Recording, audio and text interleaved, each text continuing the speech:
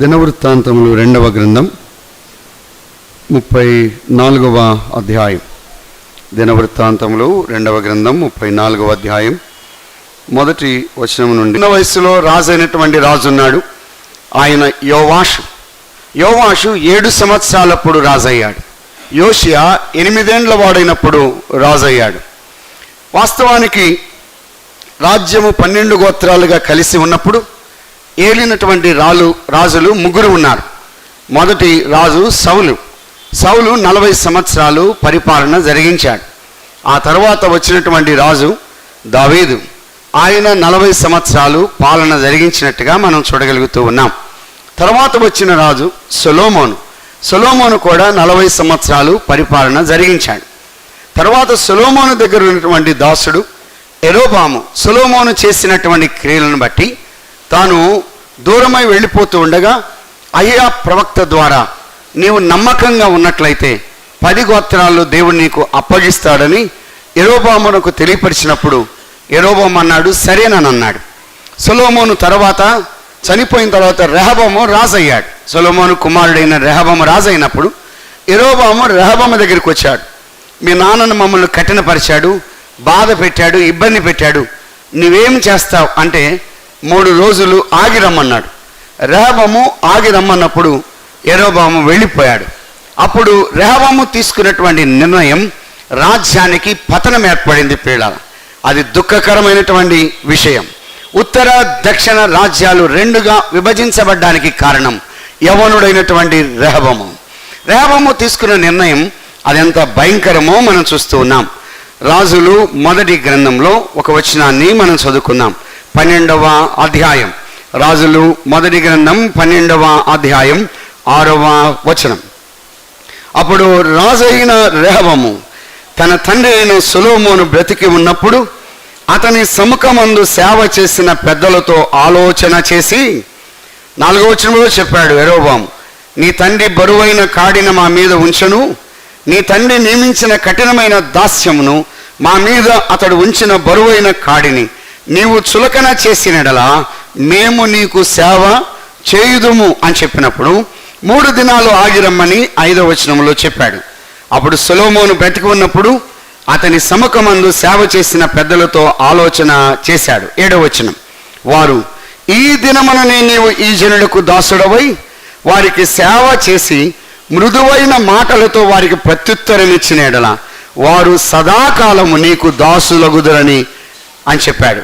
పెద్దలు ఏం చెప్పారంటే, అయ్యా నువ్వు ఈ దినాన్ని వచ్చావు కదా, నీవు సదాకాలము దాసుడిగా ఉంటే, ఒకవేళ ఈ దినాన్ని నువ్వు దాసుడిగా ఉంటే వారు సదాకాలము నీకు దాసులుగా ఉంటారు అని చెప్పాడు. అప్పుడు రెహబాము ఏం చేశాడు? 8వ వచనం. అయితే అతడు పెద్దలు తనతో చెప్పిన ఆలోచనను నిర్లక్ష్య పెట్టి పెద్దల ఆలోచన నిర్లక్ష్య పెట్టిన రాజు రెహబాము తనతో కూడా పెరిగిన యవ్వనులను పిలిచి ఆలోచన అడిగి వారికి ఇలాగూ ప్రశ్న వేశాడు. అప్పుడు ఆ యవనస్తులు ఏమన్నారంటే కఠినమైన శిక్ష విధించమన్నాడు. 13వ వచనం. అప్పుడు రాజు పెద్దలు చెప్పిన ఆలోచనను నిర్లక్ష్య పెట్టి అన్నాడు. పెద్దల ఆలోచనను నిర్లక్ష్య పెట్టిన వాడు రెహబాము.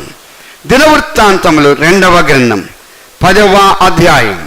దినవృత్తాంతములు 2వ గ్రంథం 10వ అధ్యాయం 13వ వచనం. రాజైన రెహబాము పెద్దల ఆలోచనను త్రోసివేసి యవనస్తులు చెప్పిన ప్రకారం వారితో మాట్లాడి. విచారకరమైనటువంటి సంగతి.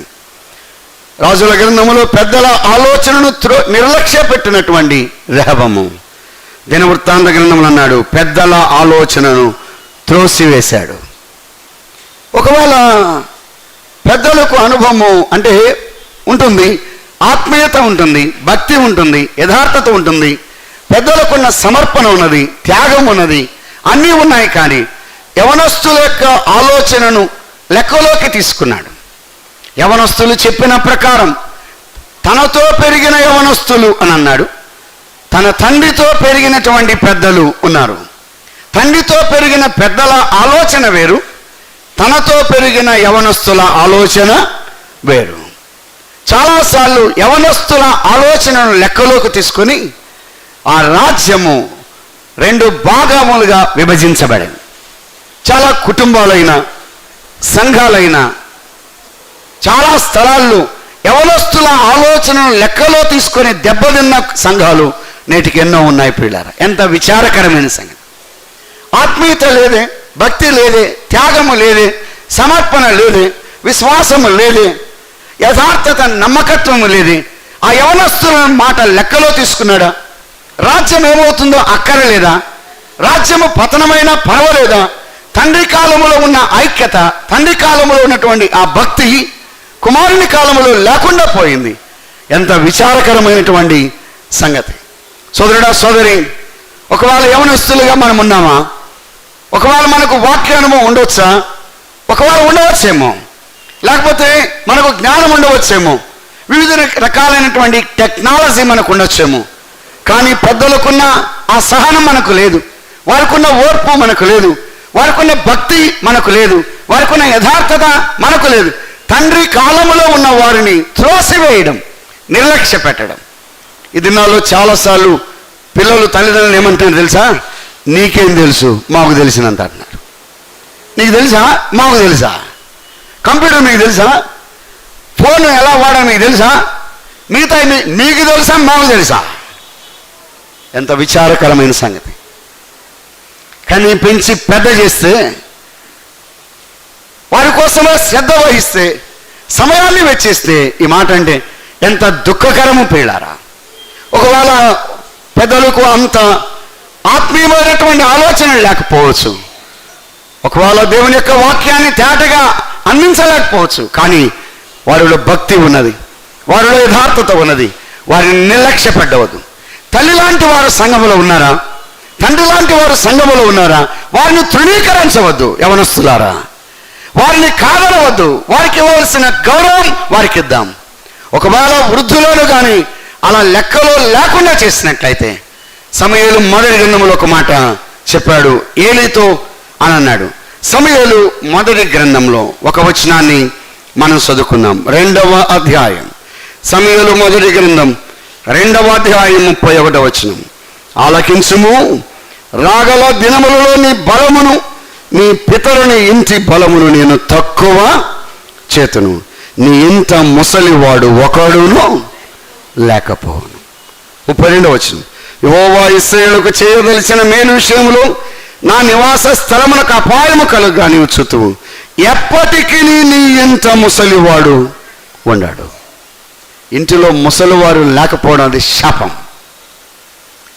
నీ ఇంట ముసలివాడు ఉండడు, ఎప్పటికీ ఉండడంటే యవ్వన కాలము రాగానే దేవుడు వారిని ఏం చేస్తున్నాడు? తీసి వేస్తున్నాడు. ముసలివారు లేకపోతే, ఆ తల్లి ఆ తండ్రి లేకపోతే ఎంత కష్టం. నేను చాలాసార్లు మా తల్లిని చూసినప్పుడు నేను చాలా ఆనందిస్తాను. నా కోసం ప్రార్థన చేస్తూ ఉండదు. ఆమెకి ఇప్పుడు 75 సంవత్సరాలు, ఆరోగ్యం బాగా ఉంది, పరిచర్య బాగా ఉంది. నిజంగా నా కోసం ఎప్పుడు ఆ తల్లి నా కోసం ప్రార్థన చేస్తుంది. కాపులు కొంతమంది వృద్ధులు ఉన్నారు సంఘములో, వారు ప్రార్థన చేస్తున్నారు. కాబట్టి వారిని నిర్లక్ష్య పెట్టవద్దు. ఒకవేళ సంఘాల్లో అయినా కుటుంబాల్లో అయినా వృద్ధులు ఉన్నట్లయితే వారిని నిష్కారణంగా దూషించవద్దు.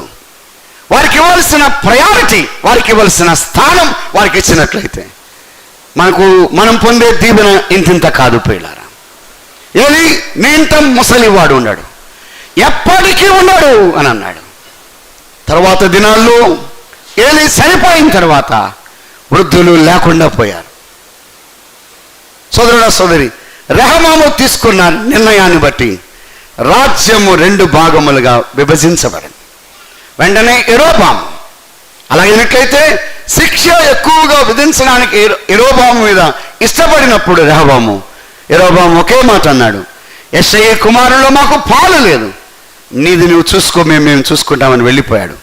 10 గోత్రములను దేవుడు యెరోబామునకు అప్పగించాడు. కేవలం దావీదుతో ఇచ్చిన మాట ప్రకారం, ఆజ్ఞ ప్రకారం, వాగ్దానము ప్రకారం, యెరూషలేములో ఒక దీపాన్ని ఉంచుతానని చెప్పిన మాట ప్రకారం దావీదునకు ఆ యొక్క యూదా గోత్రమును అలాగే ఉంచాడు. దానికి అనుబంధంగా బెన్యామీను గోత్రం ఉన్నది. 10 గోత్రములు యెరోబాము తీసుకొని వెళ్ళిపోయాడు. అప్పుడు రెహబాము కాలములో రాజ్యము 2 భాగములుగా విభజించబడింది. చేయబడింది. ఉత్తర దక్షిణ రాజ్యం. ఉత్తర రాజ్యములు ఇశ్రాయేలు అన్నారు, దక్షిణ రాజ్యమును యూదులు అని అన్నారు, యూదా రాజులు అని అన్నారు. ఇశ్రాయేలు రాజులు, యూదా రాజులు. ఇశ్రాయేలు రాజులు 19 మంది, యూదా రాజులు 20 మంది. మొత్తము రాజుల సంఖ్య 39 మంది రాజులు. ఇశ్రాయేలు రాజుల్లో ఏ ఒక్క రాజు భక్తిపరుడు కాదు. యూదా రాజులలో అనేకులు భక్తిపరులుగా ఉన్నారు. వారు ప్రారంభంలో భక్తిపరులుగా లేరు, కానీ ముగింపులో ఉన్నారు. కొంతమంది ప్రారంభంలో భక్తిపరులుగా ఉన్నారు, ముగింపులో భక్తిపరులుగా వారు లేరు. ఇశ్రాయేలు రాజ్యమును ఏలిన కుటుంబాలు 9 గోత్రముల కుటుంబాలు. యూదా రాజ్యమును ఏలిన వారు ఒకే ఒక గోత్రం, అది యూదా గోత్రం. ఎక్కువ కాలం ఉన్నది. ఇశ్రాయేలు అష్షూరు చెరకు వెళ్ళిపోయారు. వారు వెళ్ళిన 130 సంవత్సరముల తరువాత యూదులు బబులోను చెరకు వెళ్ళారు. అందుకే మీరు కూడా ఈ మాట వినకపోతే మీరు కూడా చెరకు వెళ్తారని దేవుడు సూచనగా ముందుగా ఇచ్చారు. ఇశ్రాయేలు అష్షూరు చెరకు వెళ్ళిన తర్వాత వారు తిరిగి వచ్చిన వారు కాదు. కానీ యూదులు బబులోను చెరకు వెళ్ళి 70 సంవత్సరాల తర్వాత వారు మరలా 3 అంచెలుగా వచ్చారు. 3 అంచెలుగా వెళ్ళినటువంటి వారు 3 అంచెలుగా వారు తిరిగి వచ్చినట్టుగా మనం చూస్తూ ఉన్నాం. యెహోయాకీను కాలం, సిద్కియా కాలం, ఈ 3 రాజుల కాలములో 18, 19, 20. అందుకే యెహోయాకీము 18వ రాజు, యెహోయాకీను 19వ రాజు, సిద్కియా 20వ రాజు. ఈ 3 కాలములో 3 రకాలుగా వారు చెరపట్టబడ్డారు. మిగిలినటువంటి వారు ఐగుప్తునకు వారు వెళ్ళారు. ఐగుప్తుకు వెళ్ళకూడదని ఇర్మియా ప్రవక్త ద్వారా హెచ్చరించాడు. అయినా వారు వినలేదు. వారు ఐగుప్తునకు వారు వెళ్ళిపోయారు. దీనికి ముందుగా వచ్చినటువంటి రాజు యోషియా రాజు. ఈయన 16వ రాజు. యూదా రాజుల్లో చివరి భక్తిపరుడు ఈ యొక్క యోషియా రాజు. చివరి భక్తిపరుడు. అతి చిన్న వయసులోనే రాజు అయ్యాడు. వారి యొక్క తల్లిదండ్రుల గురించి కొన్ని విషయాలు చెప్పి నేను ఈ యొక్క మధ్యాహ్నం సెలవు తీసుకుంటాను. దినవృత్తాంతములు 2వ గ్రంథం 34వ అధ్యాయం 1వ వచనం. 34:1. యోషియా ఏలనారంభించినప్పుడు 8 ఏళ్ల వాడై యెరూషలేములో 31 సంవత్సరము ఏలెను అని అన్నాడు. 33వ అధ్యాయం 25వ వచనం. దేశజనులు ఆమోను రాజు మీద కుట్ర చేసిన వారినందరినీ హతము చేసి అతని కుమారుడైన యోషియాను అతని స్థానం ముందు రాజుగా నియమించాను. యోషియా తండ్రి పేరు ఏం పేరు? ఆమోను అన్నాడు. ఆమోను అంటే మెడ వంచనివాడు అని అర్థం, లేదా అపరాధమును పెంచువాడు అని అర్థం. ఆమోను యోషియా యొక్క తండ్రి. ఆమోను ఎప్పుడు రాజు అయ్యాడు? 21వ వచనం. ఆమోను ఏలనారంభించినప్పుడు 22 ఏండ్ల వాడై యెరూషలేములో 2 సంవత్సరములు ఏలాను. 22 నుండి 2 సంవత్సరాలు ఏలాడు.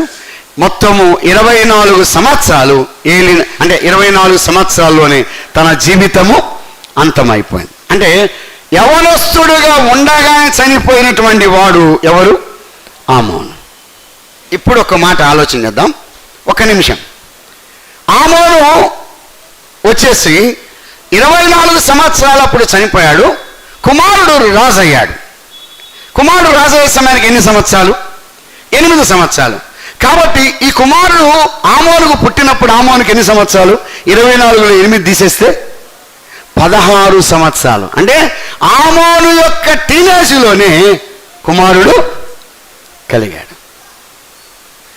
ఈ మాట ఊరక గుర్తుపెట్టుకుందాం. ఆమోను 16వ ఏట యూదా రాజు అయినటువంటి యోషియా 16వ రాజు జన్మించాడు. ఆమోను 16వ ఏట. ఆమోను ఎటువంటి వాడు? ఆమోను యథార్థపరుడు కాదు. ఆమోను భయంకరుడు. ఆమోను యొక్క విధానం 21లో చెప్పాడు. ఆమోను ఏలనారంభించినప్పుడు 22 ఏండ్ల వాడై యెరూషలేములో 2 సంవత్సరములేను. అతడు తన తండ్రి అయిన మనష్షే నడిచినట్లు యెహోవా దృష్టికి చెడు నడత నడిచినవాడు. తండ్రి ఎవరు? మనష్షే. ఎక్కువ సంవత్సరాలు రాజుగా ఉన్నవాడు మనష్షే. మనషే భయంకరమైన కార్యాలు జరిగించిన వాడు. మనషే వాస్తవానికి మనషే చేసిన భయంకరమైనటువంటి కృత్యములు ఎన్నో ఉన్నాయి. ఆయన 14వ రాజు. ఆయన ముందుగా హిజ్కియా ఉన్నాడు. హిజ్కియా భక్తిపరుడు, మనషే ఆమోను భక్తిపరుడు కాదు. వచ్చిన కుమారుడు యోషియా భక్తిపరుడు. అయితే హిజ్కియా కాలంలో మందిరము పరిచర్య విధానాలు బాగున్నాయి. దాని తర్వాత వచ్చిన రాజు మనషే కాలములో, అంటే యోషియా తాత మనషే కాలములో రాజ్యము సరిగా లేదు, దేవుని మందిరము సరిగా లేదు. మందిరము అస్తవ్యస్తమైపోయింది. అనేకమైన కార్యక్రమాలు చొప్పింప చేసిన వాడు మనషే. మనషే ఎంత భయంకరుడంటే మొదటి 9 వచనాలు చదివినట్లయితే ఆయన విషయాలు అర్థమవుతాయి. చిల్లంగితనాల, ముహూర్తాల, అగ్నిగుండాలు దాటించడమా, చెయ్యి చూపించడమా, చేతబడులు చేయించడమా, ఇవన్నీ చేయించిన వాడు మనషే. మనషే మాత్రమే కాకుండా ఆ ప్రజలు మరింత అక్రమముగా ప్రవర్తించినట్లు చేయుటకు కారకుడయ్యాడని 9వ వచనం చెప్పాడు. ప్రజలను మోసపరిచిన వాడు ఈ యొక్క మనషే. దేవునికి ప్రార్థన చేయాలి మంచిదే, కానీ ముహూర్తం చూద్దాం అంటాడు. ఎవరు? ఇది దేవుని సన్నిధికి వెళ్ళాలి కానీ మంచి రోజు కాదు అంటాడు మనషే. అంటే ప్రతిదానికి ఏది కలుపుతూ ఉంటాడు? ప్రార్థన చేస్తూ ఉంటాడు. కాబట్టి ముహూర్తాలు విచారించేవాడు, అగ్నిగుండాలు దాటించేవాడు, మళ్ళీ ప్రార్థనే ఉండాలి. అగ్నిగుండమే, ముహూర్తాలే, దినాలే, వాటికి ఎక్కువ ప్రాధాన్యత ఇచ్చేవాడు మనషే. మనషే కాలాలు ఎలా ఉన్నాయో నేటి దినాల్లో అలాగనే ఉన్నాయి. ఏది చేసినా ప్రార్థన చేసి ప్రారంభించాలి. నాన్నగారు కడప జిల్లాలో ఉన్నప్పుడు పూర్మామిడిలో 13 సంవత్సరాలు సేవ చేశారు. మా ఇంటి ఎదురుగా ఓబయ్య అని ఒక ఆయన ఉండేవాడు. ఆయన ఇప్పుడు లేట్ చనిపోయాడు. ఓబయ్య ప్రతిరోజు సాయంకాలం లాంతర తీసుకొని బుడ్డి పెట్టుకొని బైబిల్ చదివేవాడు. బైబిల్ చదివి ప్రార్థన చేసేవాడు. పెద్దగా బైబిల్ చదివేవాడు, ప్రార్థన పెద్దగా చేసేవాడు. అది అయిన తర్వాత సారాయి తాగేవాడు. నానేవాడు, ఓబయ్య బైబిల్ చదవబాకరా. మరి మీరు ఎందుకు మైకులో చెప్తారు ఉదయం 5 గంటలకు లేసి బైబిల్ చదవమని? నేను పోయి నువ్వు చదవబాకు, నువ్వే కదా చదవమని చెప్పింది అంటాడు. నాతో గొడవ పెట్టుకుంటాడు. నువ్వు మరి తాగుతున్నావు కదా, ఏది చేసినా ముందు ప్రార్థన చేసుకోవాలి, నువ్వు చెప్పావా లేదా అన్నాడు. మరి సారాయి తాగడానికి కాదురా నీ చెప్పింది, నువ్వు చెప్పావా నేను చేస్తున్నా అంటాడు. ప్రతిరోజు ఇదే 10 లైట్ పెట్టుకోవడం, బైబిల్ చదవడం, ప్రార్థన చేయడం, సారాయి తాగడం. చేసే పనికి మాలిన పని, కానీ ఎలా చేస్తున్నాడు? ప్రార్థనాపూర్వకంగా చేస్తున్నాడు. నలుగు పెట్టాలి, ప్రార్థన చేసి పెట్టాలి. గృహప్రవేశం చేయాలి, పాలు పొంగించి ప్రార్థన చేయాలి. పెళ్లి కార్డు ఇవ్వాలి, పసుపు పూసి ఇవ్వాలి. ఇవన్నీ చేసిన వాడు ఎవరు? మనషే. ముహూర్తాలు విచారించేవాడు, అగ్నిగుండాలు దాటి భక్తి. అదే సమయంలో లోక విషయాలు అంటే బ్యాలెన్స్డ్గా చేసుకుంటూ వచ్చాడు.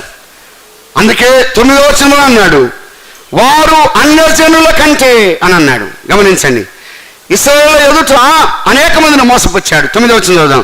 ఈ ప్రకారం మనషే యూదా వారిని, యెరూషలేము కాపురస్తులను మోసపుచ్చిన వాడై ఇశ్రాయేలు ఎదుట ఉండకుండా యెహోవా నశింపచేసిన అన్యజనుల కంటేను వారు మరింత అక్రమముగా ప్రవర్తించినట్టుకు చేయుటకు కారకుడే. అన్యజనులు కూడా చేయరు, వారి కంటే చేస్తున్నారు. ఈ లోకంలో నేటి దినాల్లో సంఘాల్లో కూడా మనం అలాగే ఉన్నాం. అన్యజనులు కూడా చేయరు, వారు ప్రార్థన చేయరు, వారి ఆచారాలు వారు ఆచరిస్తూ ఉంటారు. మనం మాత్రం ఏం చేస్తున్నాం అంటే ప్రార్థన చేస్తున్నాం, ఆచారాలు చేస్తున్నాం. పెళ్ళిళ్ళంటే ఈ దినాల్లో క్రిస్టియన్స్ ఎన్ని రకాలుగా చేస్తున్నారు. అరటి తోరణాలు కడుతున్నారా, కడుతున్నారా, ఆకులు కడుతున్నారా? ఎంత విచారకరమైన సంగతి. బ్యాండ్ మేళాలు తెప్పిస్తున్నారు. ప్రభువు నమ్మిన బిడ్డలే అన్యజనుల కంటే మరింత అక్రమంగా చేస్తున్నారు. సేవకులకి ఇచ్చేది తక్కువ, బ్యాండ్ మేళాలకి ఇచ్చేది ఎక్కువ. ఎంత విచారకరమైన సంగతి పిల్లారా. మనష్షే భ్రష్టు పట్టించాడు. మనష్షే రాజుగా వచ్చినప్పుడు రాజ్యం పతనం అయిపోయింది, భక్తి జీవితం పతనం అయిపోయింది. యాజకులు, లేవీయులు వారు చేయవలసిన పని వారు చేయకుండా తగ్గిపోవడానికి మనష్షే కారకుడయ్యాడు. ప్రార్థన లేదే, సహవాసం లేదే, దేవుని సన్నిధి లేదే, కాని పనులు లోపలికి వచ్చాయి, దేవునికి ప్రాధాన్యత లేదు. అలాగైనట్లయితే భయంకరంగా జీవించడానికి మనష్షే కారకుడయ్యాడు. మనష్షేకు దేవుడు అవకాశం ఇచ్చాడు, సరిదిద్దబడ్డాడు చివరి దినాల్లో. కానీ ఆమోను సరిదిద్దబడినవాడు కాదు. 2 సంవత్సరాలు ఆమోనుకు దేవుడు అవకాశం ఇస్తే సరిదిద్దుకున్నవాడు కాదు. ఈ ఆమోను ఎటువంటి వాడంటే 22వ వచనంలో చెప్పాడు, 33:22, అతడు తన తండ్రి అయిన మనష్షే నడిచినట్లు యెహోవా దృష్టికి చెడు నడత నడిచెను. తన తండ్రి అయిన మనష్షే చేయించిన చెక్కుడు విగ్రహములన్నిటికీ బలులు అర్పించుచు పూజించుచు వచ్చాడు. తన తండ్రి అయిన మనష్షే గుణపడినట్లు యెహోవా సన్నిధిన పశ్చాత్తాప్తుడు కాకను గుణపడకను ఈ ఆమోను అంతకంతకు ఎక్కువ ద్రోహ కార్యములు చేయుచు వచ్చాడు. అంటే డెత్, చచ్చిపోయేంత వరకు ద్రోహ కార్యాలు చేస్తూ వచ్చాడు. ఆమోను ద్రోహుడు, ఆమోను కఠినాత్ముడు. పశ్చాత్తాపము లేదు, కరుణ లేదు, జాలి లేదు. ఈ యొక్క ఆమోను ఎంత భయంకరుడు. ఆమోను యొక్క చేష్టలు వికృత చేష్టలు, ఆమోను యొక్క విధానం, ఆమోను యొక్క నడవడిక, ఆమోను యొక్క ప్రవర్తన, ఆమోను యొక్క శైలి సరైంది కాదు. అతని సేవకులే అతని మీద కుట్ర చేసి చంపారు. సోదరుడా సోదరి, ఆమోనుకు దేవుడు 2 సంవత్సరాల అవకాశం ఇచ్చాడు, దాన్ని సద్వినియోగం చేసుకోలేదు. నీకు నాకు దేవుడు ఎన్నిసార్లు అవకాశం ఇస్తున్నాడు. మనము సరిపడాలని, మనం చక్కబడాలని దేవుని దాసులను పంపిస్తున్నాడా, రప్పిస్తున్నాడా, వాక్యం ద్వారా హెచ్చరిస్తున్నాడా, పురుకొల్పుతున్నాడా, దిద్దుతున్నాడా? కానీ అవకాశాన్ని సద్వినియోగం చేసుకున్నవాడు కాదు. చేయొచ్చు వచ్చాడట, చివరి వరకు చేశాడు.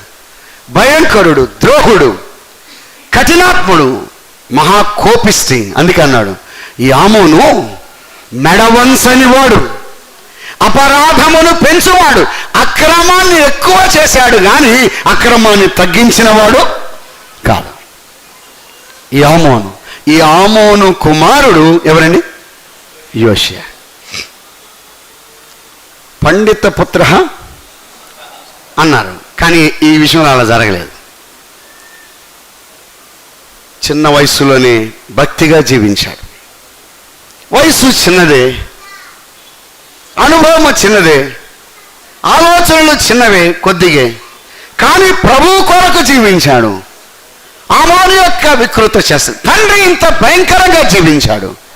16వ ఏట నుండి లేకపోతే ఆ సంవత్సరాల్లో 22 నుండి 2 సంవత్సరాలు తాను ఎంత పాపము చేయాలో అంత పాపం చేశాడు.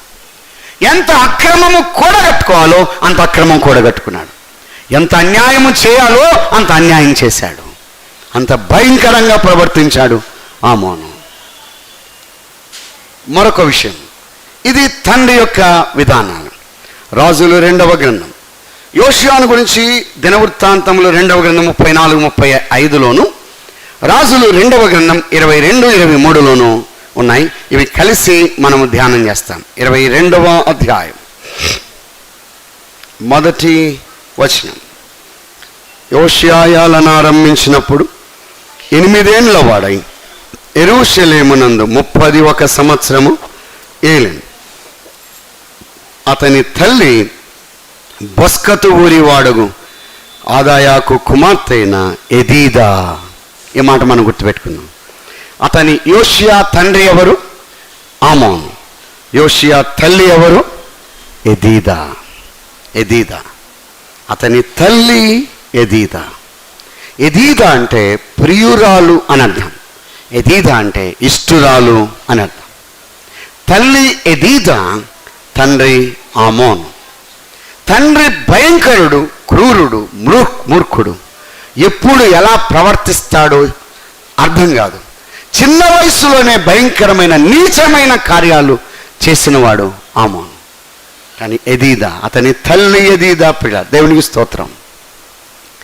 తల్లి కుమారుని మీద తండ్రి ప్రభావము పడకుండా చూసిన తల్లి. వాస్తవానికి ఆమోనుకు 16 సంవత్సరాలప్పుడు కొడుకు పుట్టాడంటే ఎదీదాకి ఎంత వయసు ఉండొచ్చు? ఒకవేళ ఎక్కువ తక్కువ ఉన్నా 20 లోపే ఉంటాయి. కొన్నిసార్లు ఎక్కువ వయసు వాళ్ళని చేసుకున్నారు అనుకోండి, ఏదన్నా ఒక 20 లోపే ఉంటాయి. మరి చిన్న వయసు అనుకోండి 15-14 సంవత్సరాలు ఉంటాయి. కానీ నిజంగా ఈ ఎదీదా యొక్క భక్తి జీవితం ఎంత గొప్పదంటే, భర్త యొక్క వికృత చేష్టలు భరిస్తూ భర్త యొక్క ప్రభావం కుమారుని పడకుండా చేసింది. తల్లి యవనస్తుడైన ఆమోను చేసే ఆ వికృత చేష్టలు, ఆ క్రూర స్వభావం, ఆ విధానం, ఆ తల్లి ఆ గదిలో ఎంత భరించిందో ప్రియులారా. యవన సహోదరులు కొన్నిసార్లు భరించే విధానాలు చాలా భయంకరంగా ఉన్నాయి. ఎంత ఏడ్చిందో, ఎంత కన్నీళ్లు కార్చిందో. తండ్రి పెట్టే వేదన, భర్త పెట్టే వేదన, భర్త పెట్టే ఆ బాధల, ఆ కష్టమ, ఆ కన్నీర, ఆ యవ్వన కాలంలో అసలు నేను ఎందుకు వివాహం చేసుకున్నానా అన్నట్టుగా అనుకుంది. కానీ ఆ భర్తను భరిస్తూనే భర్త విషయాలు కొద్దిగా కూడా కుమారునికి చెప్పకుండా ఈ యొక్క భార్య లేకపోతే తల్లి కాపాడుతూ వచ్చింది. వాస్తవంగా కొన్నిసార్లు తల్లులు బాధ వేదన ఎక్కువైతే పిల్లలతో చెప్పుకుంటారు, మీ నాన్న ఇట్లా చేస్తున్నాడు రా, మీ నాన్న ఇట్లా ప్రవర్తిస్తున్నాడు అని కొన్నిసార్లు ఆ వేదన తట్టుకోలేక చెప్తారు. కానీ సమస్తము సహించిన భార్య ఎదీదా. చిన్న వయసు ఏమైనా సహోదరులు ఉన్నారా? కానీ చిన్న వయసులోనే భరిస్తున్నారా? కొంత వేదన, కొంత కష్టాన్న, కొంత కన్నీళ్ళన, చెప్పుకోలేని పరిస్థితులు ఉన్నాయా? కానీ ఎదీదా మాత్రం తన భక్తిని, తన యథార్థత, తన నమ్మకత్వాన్ని, తన ప్రభుతో ఉన్నటువంటి సత్సంబంధాన్ని పెంచుకున్నటువంటి ఎదీదా యవనస్తురాలు. భర్త యొక్క చేష్టలు భరిస్తుంది, ఎంతగా సహించిందో కాపాడింది. అంత మాత్రమే కాకుండా దావీదు ఎవరో, దావీదు ఎటువంటి వాడో, ధర్మశాస్త్రం ఎటువంటిదో ఆ వివరాలు యోషియాకు కుమారునికి అందించిన తల్లి ఎదీదా. తండ్రి భర్త ప్రభావం పడకుండా దావీదు యొక్క ప్రభావం యోషియా మీద పడేటట్టుగా చేసింది. అందుకే ఎక్కడ మాట్లాడినా యోషియా యొక్క జీవితంలో ఒక మాట ఉంటుంది. 22వ అధ్యాయం, రాజులు 2వ గ్రంథం 22వ అధ్యాయం 2వ వచనం. అతడు యెహోవా దృష్టికి యథార్థముగా నడుచు కుడి ఎడమలకు తిరగక తన పితరుడకు దావీదు చూపిన ప్రవర్తనకు సరిగా, అంటే పితరుడైన దావీదున్నాడు. 34వ అధ్యాయం దినవృత్తాంతముల 2వ గ్రంథం 34:3 అయితే 2వ వచనం. అతడు యెహోవా దృష్టికి నీతిని అనుసరించుచు కుడికైనను ఎడమకైనను తొలగకుండా తన పితరుడైన దావీదు చూపిన ప్రవర్తనకు సరిగా, దావీదు చూపిన ప్రవర్తన అన్నాడు. 3వ వచనం. తన ఏలుబడి 8వ సంవత్సరమున తానింకను బాలుడై ఉండగాని అతడు తన పితరుడైన దావీదు యొక్క దేవుని వద్ద. దావీదు నా కుమారుడా యోషియా, మీ నాన్నను అనుసరించొద్దే, మీ నాన్న మాట వినొద్దే, మీ నాన్న ప్రవర్తించినట్టుగా ప్రవర్తించొద్దే. ఇదిగో ఒక ఆయన ఉన్నాడయ్యా, దావీదు ఉన్నాడు. దావీదు యొక్క భక్తి, దావీదు యొక్క యథార్థత, దావీదు యొక్క నీతి, దావీదు యొక్క విధానాలు, దావీదు యొక్క దేవుడు ఎవరో అన్న సంగతి ఈ యొక్క తల్లి ఆ కుమారునికి కళ్ళకు కట్టినట్టుగా చూపించింది. తల్లి ఎంత శ్రద్ధ వహించిందో కుమారుని పట్ల, తండ్రి యొక్క ప్రభావం పడకుండా ఎంత కాపాడిందో, ఎంత సమయాన్ని కేటాయించిందో, దైవ సంబంధులు నేర్పించిందా, ధర్మశాస్త్రాన్ని నేర్పించిందా, దేవుని యొద్ద ఎలాగే రావాలో ఆ విషయాలు నేర్పించిందా, ప్రార్థన ఏంటో, యథార్థత ఏంటో, దేవుని మందిరం ఏంటో, మందిరం యొక్క విశిష్టత ఏంటో ఆ విషయాలు వివరించిన తల్లి ఎదీదా. చిన్న కాలములోనే, చిన్న వయసులోనే కుమారుడికి నేర్పించింది. సోదరుడా, సోదరి,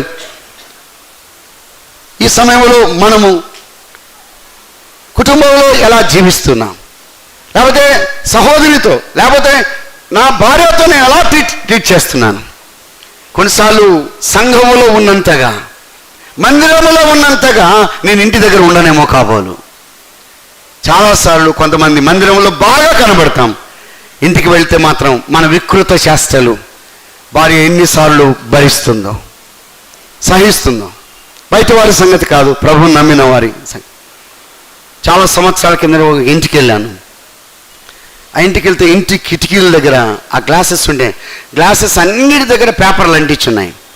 నేను అడిగాను, అమ్మాయి ఎందుకు మా అంటించారంటే, అన్నయ్య ఆయనకు ఒట్టి అనుమానం అన్నయ్య, కిటికీలో నిన్ను చూస్తానేమో అని కిటికీలు మోస్తాడు, కిటికీలో ఆ వెలుతురు కనబడుతుంది, అది కూడా కనపడకుండా పేపర్ అంటిస్తాడు.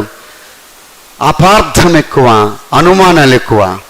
కుటుంబాల్లో అపార్థము, ఈ యొక్క అనుమానం ఎక్కువైపోతే కుటుంబ వ్యవస్థ దెబ్బతింటుంది. పిల్ల, నా భార్యను నేను నమ్మలేకపోతే ఇంకెందుకు, నా భర్తను నేను నమ్మలేకపోతే ఇంకెందుకు? సంఘములో నేను బోధిస్తానా, సంఘములో పరిచర్య చేస్తానా, సేవ జరిగిస్తానా, ఇంటికి వెళ్తే ఇష్టం వచ్చినట్టుగా ప్రవర్తిస్తానా? నేటికి సంఘాల్లో, ప్రభువుని నమ్మిన బిడ్డల కుటుంబాల్లో భార్యలను కొట్టేవారు ఉన్నారు, హింసించేవారు ఉన్నారు, బాధించేవారు ఉన్నారు.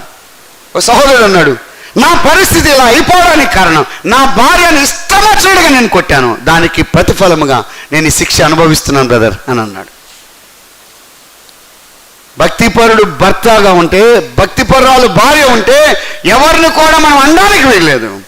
అలాగే నీకు సాటిది, నీకు తోటిది, అటువంటి దాని విధానాలను చాలాసార్లు మనం ఇష్టం వచ్చినట్టుగా చేస్తున్నాం. ఎన్నిసార్లు ఏడ్చిందో, ఎన్నిసార్లు కన్నీరు కార్చిందో, ఎన్నిసార్లు భరించిందో.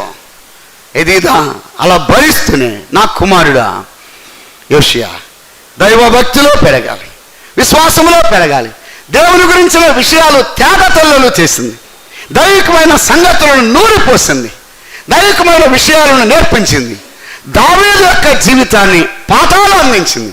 వాస్తవానికి యోషియా రాజయ్యే సమయానికి దావీదునకు కాలం దరిదాపుగా 300 సంవత్సరాల కాలం. 300 సంవత్సరాల కిందట ఉన్న దావీదు యొక్క జీవితాన్ని ఈ తల్లి నేర్చుకొని కుమారునికి అందించింది. పిల్లరా, తల్లులకు ఎక్కువ బాధ్యతలు ఉన్నాయి. కొన్నిసార్లు యజమానులు డ్యూటీకి వెళ్తే ఉద్యోగరీత్యా ఆయా స్థలాలకు వెళ్ళిపోతే కొన్ని పాఠాలు అందించడం, కొన్ని సేవా వివరాలు అందించడం, కొంతమంది మిషనరీ యొక్క జీవిత చరిత్రలు పిల్లలకు అందించడం. అలాగ అందిస్తే పిల్లల జీవితాల్లో ఎంతో మార్పు వస్తుంది. ఎంతోమంది దేవుని దాసులు ఉన్నారు పిల్లలు.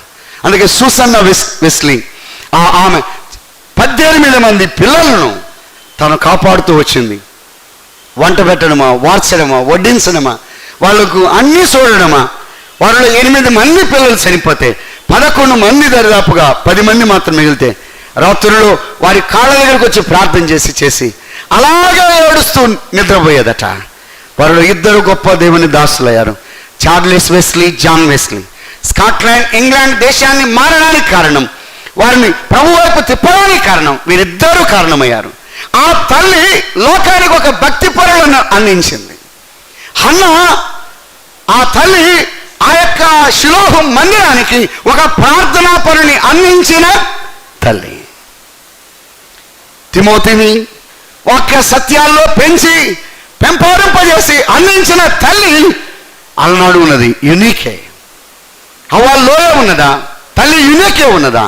అలాగినట్లయితే కొంతమంది తల్లులు సంఘాలకు కానీ లోకానికి కానీ ఒక భక్తి పరులను అందించారు, మిషనరీలను అందించారు, ప్రార్థనాపరులను అందించారు, పరిచారకులను అందించారు.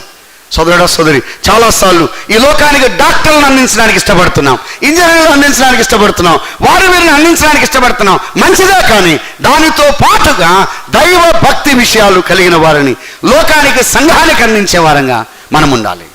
ఆ దినాల్లో చిన్న వయసులోనే ఎదిదా ఒక భక్తి పరుడైనటువంటి రాజును, యూదా రాజుల్లో ఒక రాజును అందించిన తల్లి ఎదిదాకు ఆ ఘనత ఉన్నది. తల్లి యొక్క ఉపదేశమా, తల్లి యొక్క పాఠమా ఈ కుమారుడు విన్నాడేమో కాబోలు. తల్లి యొక్క ఉపదేశాన్ని జాగ్రత్తగా అవలంబింపజేశాడు. తల్లి నేర్పించిన ఆ బోధలు వింటూ అలాగనే అనుసరిస్తూ వచ్చాడు. అందుకే అతి పిన్న వయసులోనే రాజయ్యాడు. అతి పిన్న వయస్సులోనే అసమానమైన కార్యాలు చేసిన వాడు యోషియా. ఎన్నో సంవత్సరాలప్పుడు లేదా 40-50 సంవత్సరాలకు ఉన్న అనుభవం అతి చిన్న వయసులోనే సంపాదించుకున్నాడు. దానికి కారణం తల్లి. సోదరుడ సోదరి, హన్నా ఆ యొక్క కుమారుని మ్రొక్కడానికి వెనక, అందుకే షిలోహునకు వెళ్ళి ఆ కుమారుడు అక్కడే యెహోవాకు మ్రొక్కెను. మ్రొక్కడానికి వెనక ఎంత ప్రయాస పడిందో. ఈ మాట అన్నప్పుడు నాకు ఒకటి గుర్తొస్తుంది. మా పిల్లలకు వందనాలు చెప్పడానికి చాలా కష్టమైపోయేది. కొన్నిసార్లు గృహ దర్శనాలకు వెళ్తే, హౌస్ విజిటింగ్ వెళ్తే, ఒరే వందనాలు చెప్పండి అంటే ఆడిపోతే మామూలుగా ఉంటారు. వందనాలు చెప్పండి, వాళ్ళు పెట్టింది తినడమే సరిపోదు, వందనాలు చెప్పండి. భలే బాధ కలిగిద్ది. సేవకుల పిల్లలు ఏంది వందనాలు చెప్పరు అని ఇంటికి వచ్చి మొత్తుకునేవాడిని. వందనాలు చెప్పండిరా అని అంటే చెప్పరే, ఇలా కాదని చెప్పేసి ఎవరైనా ఇంటికి వెళ్తే రేయ్ వందనాలు చెప్పబాకండి అని అన్నాను. ఆడిపోయి వందనాలు అంటే అన్నాడు. ఒరే ఇది బాగానే ఉంది. మన పిల్లలంతా ఉల్టా, ఇది చేయొద్దు అంటే అదే చేస్తాడు, ఒరే అటు వెళ్ళొద్దు అంటే అటే వెళ్తాడు. చాలాసార్లు చెప్పండి రా అంటే చెప్పలేదు, కానీ చెప్పబాకండి అని అన్నా. అప్పటి నుండి చెప్పడం మొదలుపెట్టారు. ఓహో ఇది బాగానే ఉంది సూత్రం. చాలాసార్లు మన పిల్లలకు వందనాలు చెప్పడం అని నేర్పించలేకపోతున్నాం. మొక్కడానికి వెనక నిజంగా హన్నా ఉదయము మధ్యాహ్నము ఒకవేళ సమయం దొరికిన కొలగా ప్రార్థిస్తున్నప్పుడు ఈ కుమారుడు వచ్చి ఏకీభవించేవాడేమో కాబోలు. తల్లి ప్రార్థించేది, ప్రభా సమూయేలును మందిరంలో ఉంచాలయ్యా, షిలోహులో ఉంచాలయ్యా, అక్కడే ఉంటాడయ్యా అంటే ఆ పిల్లవాడు అన్నాడేమో, మమ్మీ నేను ఉండేది ఇంట్లో కాదా అని అన్నాడేమో. కాదు బాబు, నువ్వు ఉండేది ఎక్కడ? దేవుని యొక్క మందిరంలో, షిలోహులో. చిన్నప్పుడే ఆ యొక్క మైండ్ సెట్ చేసేసింది. ఓహో నేను ఉండేది ఇక్కడ కాదా? ఇక్కడ కాదు బాబు, నువ్వు ఉండేది దేవుని సన్నిధిలో ఉంటావు, అక్కడ ప్రభువు ఉంటాడు, అక్కడ దైవ భయం ఉంది, అక్కడనే ఉంటావు. అందుకొరకే నేను అడిగానయ్యా, అందుకొరకే రోజు ప్రార్థించేవాడేమో. కాబట్టి అక్కడికి వెళ్ళినప్పుడు ఇంకా తిరిగి వెనక్కు రాలేదు, తిరిగి వెనక్కు రాదు. హోమ్సిక్ హాలిడేస్ లేవు. ఇంటర్మీడియట్ జరిపితే హోమ్సిక్ హాలిడేస్, వారం రోజులు మళ్ళీ ఇంటికి వెళ్ళాలి. అలాంటివి ఏమి లేవు. ఆ రోజున వదిలిపెట్టిన నాట నుండి అక్కడే ఉండిపోయాడు. కారణం ఆ తల్లి యొక్క పెంపకము అలా పెంచింది. నా దగ్గర కన్నా నీకు అక్కడ క్షేమం ఉంది, నా దగ్గర కన్నా నీకు అక్కడ మేలుంది, నా దగ్గర కన్నా నీకు అక్కడ భక్తి జీవితం ఉంది, నా దగ్గర కన్నా నువ్వు అక్కడ బాగా పెరుగుతావు. నేను నేర్పించేది తక్కువ, నువ్వు నేర్చుకునేది ఎక్కువ. నువ్వు ఉండేది దేవుని సన్నిధిలో, నా దగ్గర కాదు, నాది తక్కువ అయ్యా బాబు. నువ్వు ప్రభు దగ్గర ఉంటావు, ప్రభు సన్నిధిలో ఉంటావు, ప్రభు నీతో మాట్లాడతాడు, ప్రభు నేను గొప్పగా బలంగా ఉపయోగిస్తాడు. నిజంగా ఆ యొక్క సమూయేలు ఎంత భక్తిగా పెరిగాడు.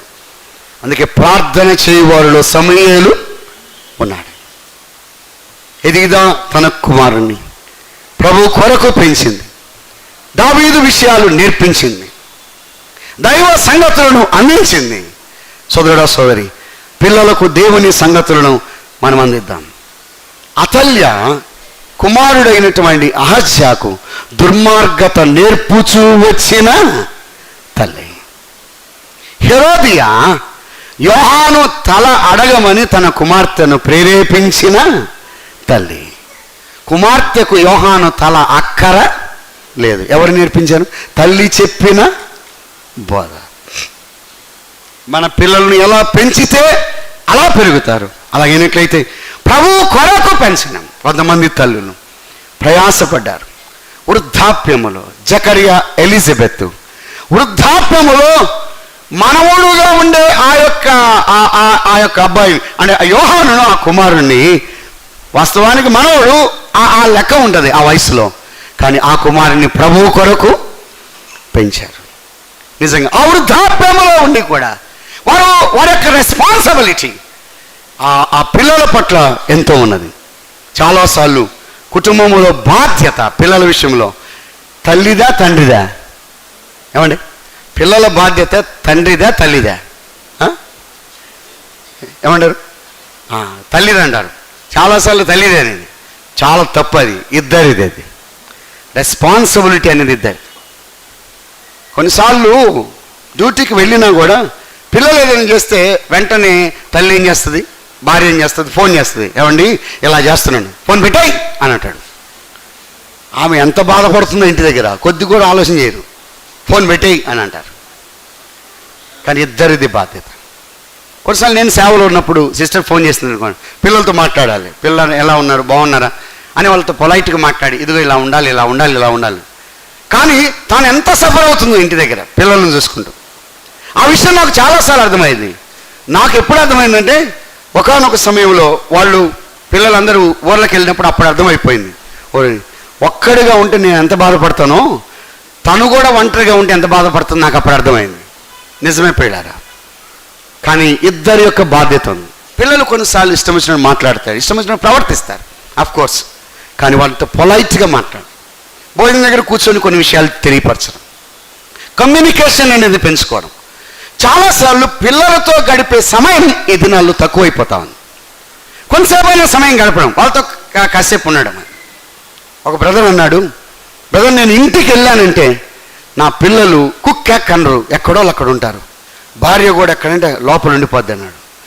ఆయన బాగా సన్నిహితుడు. అంటే అంత భయంకరమైన వ్యక్తివా నువ్వు అని అన్నా. ఇంటికి వస్తే అంట పిల్లలు మాట్లాడరట, భార్య మాట్లాడదట, గదుల్లో ఉంటారంట. పిల్లరా, ఇదే కుటుంబ జీవితం అంటే? భర్త ఇంటికి వస్తున్నాడంటే సంతోషించాలా, దుఃఖపడాలా? ఎదిదా తన యొక్క కుమారుని ప్రభు కొరకు పెంచింది. వయసు చిన్నదే, భక్తిలో పెంచింది, యథార్థతలో పెంచింది, నమ్మకత్వంలో పెంచింది. ప్రభు కొరకు పెంచినటువంటి తల్లి ఎదీదా. ఎదీదా అంటే ఇష్టురాలు, ప్రియురాలు అని అర్థం. ప్రభు కొరకు పెంచింది. మన పిల్లలను ప్రభు కొరకు పెంచుతాం. శిక్షలో బోధలో వారిని పెంచుడి అని అన్నాడు. యేసుక్రీస్తు ప్రభు వారు శరీరధారిగా ఉన్న దినాల్లో పిల్లలారా ఆయన విధేయత కలిగి ఉన్నాడు. 12వ ఏట నుండి ఆయన దరిదాపు 30వ ఏట వరకు దాదాపు 30 సంవత్సరాలు తల్లిదండ్రులకు లోబడి ఆయన ఉన్నాడు. 3.5 సంవత్సరం సేవా జీవితమునకు బయటకు వచ్చాడు. 30 సంవత్సరాలు ఇంటిలో ఉన్నాడు. తల్లిదండ్రుల మాట విన్నాడు, విధేయత కలిగి జీవించాడు. ఆయనే మనకు మాదిరి, ఆయనే మనకు మాదిరి. అలాగైనట్లయితే అట్టి మాదిరి అనుసరించి మనం జీవిద్దాం. చిన్న వయసులోనే అతడు రాజు అయ్యాడు. ప్రభు కొరకు మనం పెడదాం. యోషియా జీవితం భక్తి జీవితం, ప్రార్థనా జీవితం, నమ్మకత్వం ఎలాగా కొనసాగాడో ఆ విషయాలు మనం తర్వాత మనం ఆలోచించేద్దాం. మనము కూడా మన పిల్లలను ప్రభు కోసం పెంచుదాం, వాక్యములో పెంచుదాం, ప్రార్థనలో పెంచుదాం, భక్తిలో పెంచుదాం. చాలాసార్లు పిల్లలను చాలాసార్లు పార్కులకు తీసుకెళ్తాం, సర్కస్కు తీసుకెళ్తాం, ఎగ్జిబిషన్కి తీసుకెళ్తాం, కానీ దేవుని మందిరానికి తీసుకుంటాం. ఎందుకంటే అల్లరి చేస్తారంట. అల్లరి చేస్తారని మందిరానికి తీసుకున్నారు చాలామంది. పిల్లలను కానీ మందిరానికి తీసుకోకుండా మిగతా వాటికి తీసుకెళ్తే వాటిలో పెరుగుతారు తప్ప దైవికమైన వాటిలో పెరగనే తీసుకుని రావాల్సింది మందిరానికే. ప్రతి ఏటా తన వాడుక చొప్పున ఆయన యెరూషలేమునకు వెళ్తూ ఉన్నాడు. వారు యెరూషలేం అనగా దేవుని మందిరం. యెరూషలేమా నిన్ను ప్రేమించువారు వర్ధిలేదు. మన పిల్లలను దైవ సన్నిధికి తీసుకొని ఎవరు వచ్చినా ఎవరు రాకపోయినా వారు మన రోల్ మోడల్ కాదు. బలహీనలను మనం ఎప్పుడు మాదిరిగా ఉంచుకోకూడదు. మన వంతుగా మన పిల్లలను ప్రభు సన్నిధికి తీసుకొని రావాలి. వారిని ప్రభు కొరకై వారిని పెంచాలి. అలాగైనట్లయితే క్రీస్తు ప్రభు యొక్క ఆ విధానాలు మన పిల్లల్లో చూసి మనం ఆనందించాలి. యోషియా యొక్క జీవితం దావీదు ఎవరో తెలియదు తల్లికి, కానీ చూడలేదు దావీదును. కానీ దావీదు యొక్క భక్తి జీవితం అనుసరించింది. దావీదు యొక్క భక్తి జీవితాన్ని కుమారునికి ఇచ్చింది. దావీదు యొక్క భక్తి జీవితాన్ని అటువంటి ఆత్మీయమైన విషయాలు దావీదు ప్రవర్తించినట్లుగా ప్రవర్తించాడు. కాబట్టి యోషియాలో ఆ దావీదును చూసింది. మన పిల్లల్లో పరమ దావీదైన ప్రభు అయిన యేసుక్రీస్తు వారి యొక్క విధానాలు మనము చూడాలి. అలా చూసి మన ప్రభువును మహింపరదాం. దేవుడి మాటలు దీవించినాక ప్రార్థన చేద్దాం. దయగల దేవా, మీరు అందించిన పాఠాన్ని బట్టి స్తోత్రములు. తిరిగి మాట్లాడవలసిన మీ దాసులను బలపరిచి ఉపయోగించమని మా ప్రభువును ప్రియ రక్షకుడైన యేసుక్రీస్తు నామమున స్తోత్రము చెల్లించి ప్రార్థించి అడిగి వేడుకుంటున్నాము తండ్రి. ఆమేన్.